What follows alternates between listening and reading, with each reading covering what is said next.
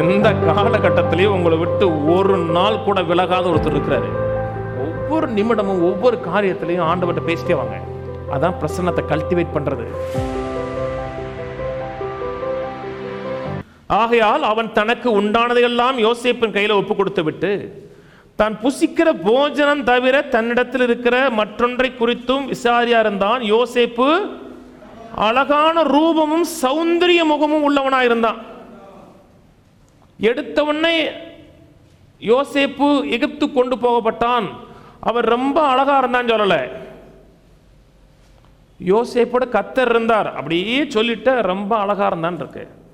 எல்லாருக்குமே அழகா இருக்குன்னு ஆசை இருக்கு. ஒரே ஒரு ஆள் சொல்லுங்க, எனக்கு அழகா இல்லைன்னு ஆசை இல்லை. எனக்கெல்லாம் அநியாயத்துக்கு இருக்கு. அதனால தான் மேலே ஏறும்போது கூட தலை சீவிட்டு தான் வருவேன். எல்லாருக்குமே அழகா இருக்குன்னு ஆசை இருக்கு, எல்லாருக்கும் இளமையா இருக்குன்னு ஆசை இருக்கு. சீக்ரெட் என்றால் தேவனுடைய பிரசன்னத்தை கல்டிவேட் பண்ணிட்டே வாங்க. தேவனுடைய பிரசன்னத்தை அப்படியே சிந்திச்சுட்டே வாங்க. கூட இருக்கிறாங்க உணர்வை கொண்டே வாங்க. கவலை போயிடும் உங்களை விட்டு. கவலை போனாவே இளமையாயிடலாங்க.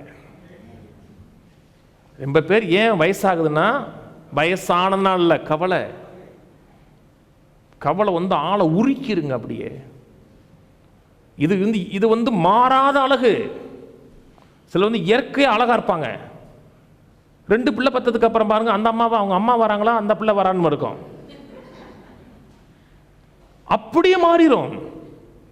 ஆனால் தேவ பிரசன்னம் இருக்கு. தேவ பிரசன்னம் உங்கள் வாழ்க்கையில் வெளிப்படுகிறதுனா அவர் அழகல்வர் பூர்ண சௌந்தரியவான். அந்த அழகு உங்கள் வாழ்க்கையில் வெளிப்பட்டுட்டே இருக்கும். அதுக்கு ஒரே ஒரு காரியம், தேவ பிரசன்னத்தை கல்டிவேட் பண்ணுங்க. எல்லாரும் இருக்கிறோம்.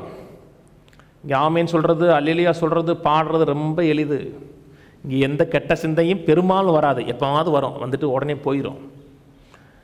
தனியாக இருக்கும்போது எப்படி இருக்கீங்க? யாரும் இல்லை, நீங்கள் மட்டும்தான் இருக்கீங்க. எப்படி இருக்கீங்க? அங்கே தான் கல்டிவேட் பண்ணுற நேரம். தாவீது கூட யாரும் இல்லை, பிரசன்னத்தை கல்டிவேட் பண்ணுறான். நமக்கு யார் இல்லைன்னா கண்டதெல்லாம் பார்க்க சொல்லும். யார் இல்லை இல்லை, யார் சொன்னா?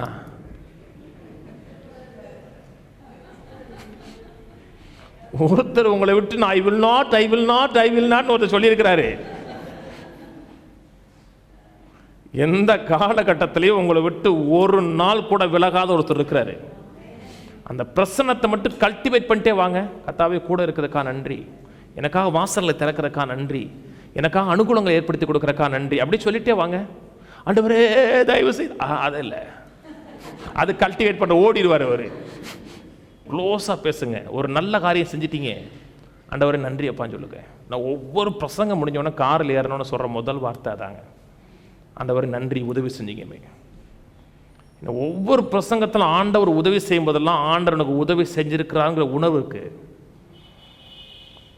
தனியாக இருக்கும் பொழுது தேவ பிரசன்னத்தை கல்டிவேட் பண்ணுங்க. தாவீது தனியாக இருந்தாருங்க. சில மக்கள் தனியாக இருக்கும் பொழுது கடந்த காலத்தில் அவங்க பட்ட காயங்கள் எல்லாம் சிந்திச்சுட்டு இருப்பாங்க. அன்னைக்கு இப்படி பண்ணிட்டாங்க, இன்னைக்கு இப்படி பண்ணிட்டாங்க, அன்னைக்கு அவன் அப்படி பண்ணா, அன்னைக்கு மாமியா அப்படி பண்ணா, அதையே சிந்திக்கிறது. அதை சிந்திச்சிங்கன்னா உங்களுக்கு காயம் வந்து தொடர்ந்து பசுமையாகவே இருக்கும். ரிசன்ட்மெண்ட்ங்கிறாங்க இல்லையா, ரிசன்ட்மெண்ட்ங்கிறது கோவப்படுகிறது, விரக்தி அடைகிறது. நடந்த சம்பவத்தெல்லாம் ஒரு ஆள்கிட்ட நீங்கள் சொல்லும் போதெல்லாம் அந்த எண்ணங்கள் உங்கள் வாழ்க்கையில் எப்பொழுதுமே பசுமையாக இருக்கும். உங்களை விட்டு மாறாது, உங்களை விட்டு விலகாது. அந்த எண்ணம் உங்கள் வாழ்க்கையில் எப்பொழுதும் பசுமையாக மாறாமல் இருக்கும். ஒரு நாளும் உங்கள் வாழ்க்கையில் காயப்பட்டது யார்ட்டையும் பகிர்ந்துக்காதீங்க. தாவீது காயப்படலையா? அந்த காயத்தின் மத்தியில, இந்த வேதனையின் மத்தியிலையும் தேவனை பிரசன்னத்தை கல்டிவேட் பண்ணுறாரு. வனாந்தரத்தில் பேசுகிறான். சங்கீதம் 23, கர்த்தரின் மேய்ப்பராக. யார்கிட்ட பேசுனா? ஆட்டுக்குட்டிகிட்ட பேசுகிறாங்க. கர்த்தரின் மேய்ப்பராக இருக்கிறான், நான் தாழ்ச்சி அடைய. எப்படி உங்களை சிங்கத்தின் கையிலிருந்தும் கரடியின் கையிலிருந்தும் நான் காப்பாற்றுறனோ, என்னை காப்பாற்றக்கூடிய ஒரு கர்த்தர் இருக்கிறார், நான் தாழ்ச்சி அடையன்று அந்த ஆட்டுக்குட்டிகிட்ட பேசிகிட்டு இருக்கான். கர்த்தரின் மேய்ப்பராக தாழ்ச்சி அடையன்னு கர்த்தர்கிட்ட பேசலை, கர்த்தரை பற்றி பேசிகிட்டு இருக்கான். யார் இருந்தா? ஒருத்தரும் கிடையாது, ஆட்டுக்குட்டி. அவர் என்னை புல்லுள்ள இடங்களை மேய்த்து அமர்ந்த தண்ணீர் அணைகள் கூட ஆண்டவரை போய் பேசிக்கிட்டே இருக்கிறான். ஆண்டவரை பற்றி பேசுகிறோன்னு ஆண்டவரோட பிரசன்னம் அந்த இடத்துல மேனிஃபெஸ்ட் ஆகுது. அப்படியே மேனிஃபெஸ்ட் ஆகின உடனே ஆண்டவர்கிட்ட பேசுகிறான். ஆண்டவரே, நான் மரண இருளின் பள்ளத்தாக்கில் நடந்தாலும் பொல்லாப்புக்கு பயப்படேன், தேவரீர் கூட இருக்கு. லாங்குவேஜ் அப்படியே மாற்றிட்டான். ஆண்டவரை பற்றி பேசிட்டு இருக்கும்போது பிரசன்னம் மேனிஃபெஸ்ட் ஆகுதுங்க. மேனிஃபெஸ்ட் ஆன உடனே ஆட்டுக்குட்டிட்டு இப்போ பேசலை, ஆண்டவர்கிட்ட பேசுகிறான். அதான் பிரசன்னத்தை கல்டிவேட் பண்ணுறது. ஒவ்வொரு நிமிடமும் ஒவ்வொரு காரியத்திலையும் ஆண்டவர்கிட்ட பேசிட்டே வாங்க. குறிப்பாக தனியாக இருக்கும் பொழுது,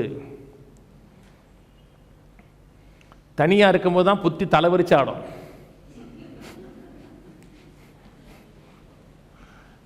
அதை பார்க்க சொல்லும், இதை பார்க்க சொல்லும்.